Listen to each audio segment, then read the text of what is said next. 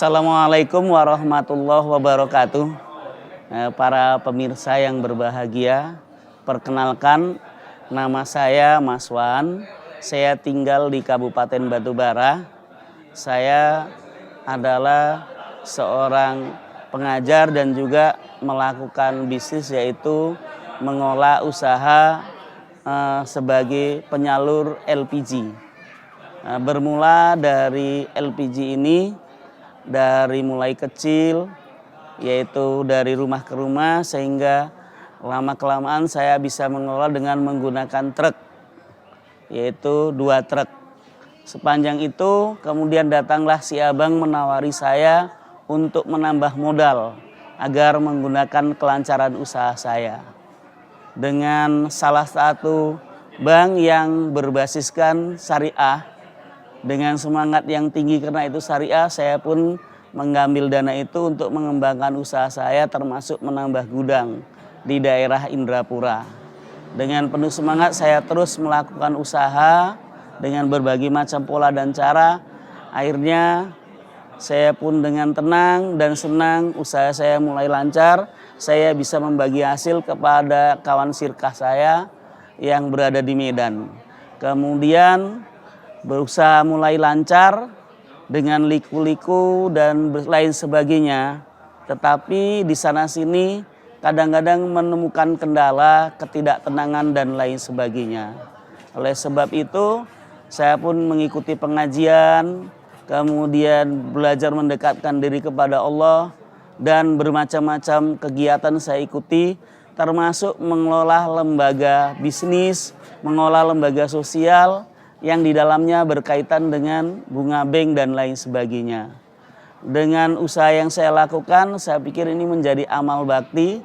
Dengan semangat berutang banyak, tapi orang bekerja dengan kita adalah hutang yang sangat mulia.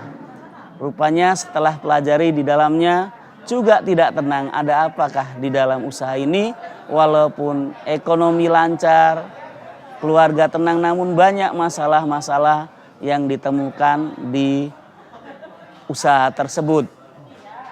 Mungkin saya menyatakan saya kurang dekat dengan Allah, atau saya kurang sedekah dan lain sebagainya.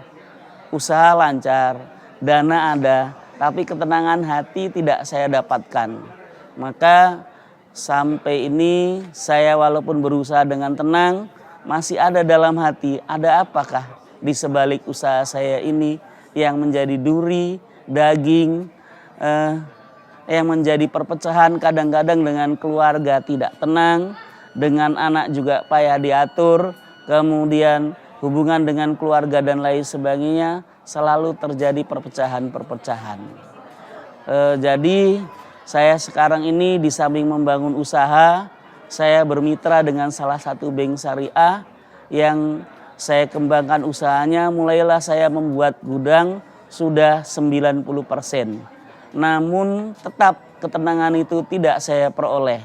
Saya tetap mencari jati diri dan bertanya kepada ustadz dan lain sebagainya, termasuk menyantuni anak yatim, memberi makan fakir miskin, bersedekah, kemudian juga mengikuti pengajian-pengajian.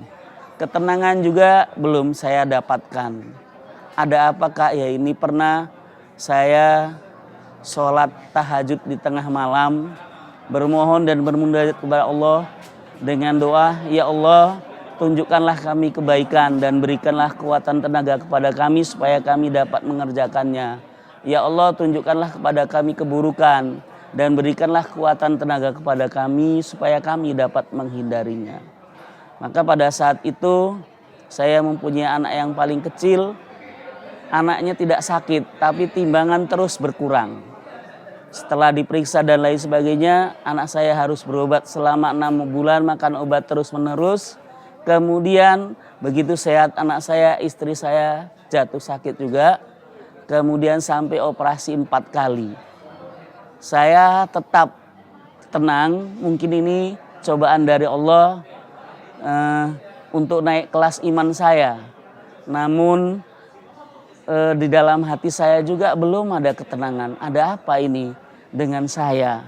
Begitu usaha saya mulai lancar, satu hari bisa 2 truk, 1120 tabung, kadang-kadang 3 truk, uang ada, tapi istri saya sakit. Anak saya payah diatur. Kemudian saya selalu marah-marah, kemudian selalu tidak tenang, selalu ingin menang sendiri, ingin senang sendiri, selalu merasa bangga dengan menggunakan uang bank yang notabene-nya berkaitan dengan bank syariah. Inilah awal mula saya melakukan mencari jati diri. Kemana saya harus mengadu, kemana saya harus berdiskusi, dan kemana saya mencari harapan baru yang bisa menenangkan hati saya. Kemudian anak saya keluar dari pesantren. Berhubung karena kena gejala usus turun. Lebih parah lagi anak saya sulit diatur. Dia mengikuti pergaulan bebas, dia berkendaraan kereta dan lain sebagainya. Begitu dia tamat sekolah, saya lanjutkan di salah satu perguruan tinggi semester 2. Suatu malam, ini yang membuat saya tertegur. Anak saya ngomong, "Ayah, saya mau ngomong sama ayah tapi berdua karena mama posisi sakit." Saya pun jumpai dia membawa sate 2 bungkus. Dengan tenangnya dia ngomong, "Ya, ayah mengambil uang." "Iya nak, saya mengambil uang di suatu bank syariah. Halal nak, saya nggak ngambil uang di bank yang macam-macam. Menurut saya ya, itu masih riba."